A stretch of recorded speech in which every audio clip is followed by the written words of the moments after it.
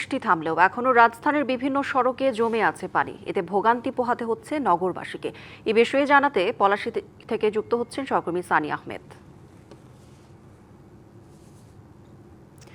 সানি, গত খবরে শাহজাদপুরে জলজট নিয়ে জানাচ্ছিলেন, এখন আপনি রাজধানীর পলাশীতে রয়েছেন। রাস্তায় আমরা জলজট দেখতে পাচ্ছি, যানজট বা যান সংকট রয়েছে কিনা সব মিলিয়ে জানাবেন।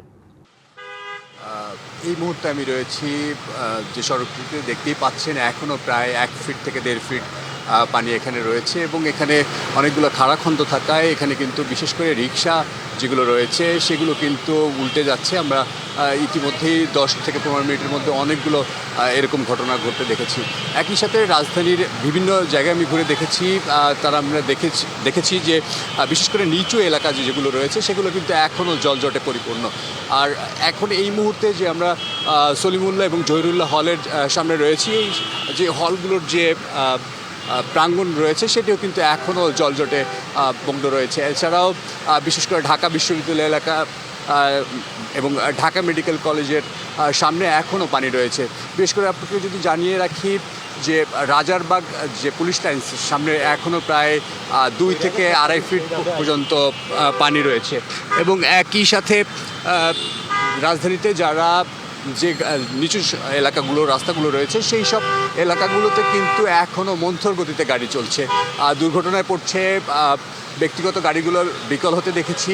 এবং একই সাথে আপনাকে যদি জানিয়ে রাখি, এই রাজধানীতে প্রায় বৃষ্টি থেমে গেছে প্রায় 9 থেকে 10 ঘন্টার মতো। এই সময়ও এখনও নিচু এলাকাগুলোতে পানিবন্দী রয়েছে। সাধারণ মানুষ সহ পথযাত্রীরা এখনও তাদের ভোগান্তি রয়েই গেছে।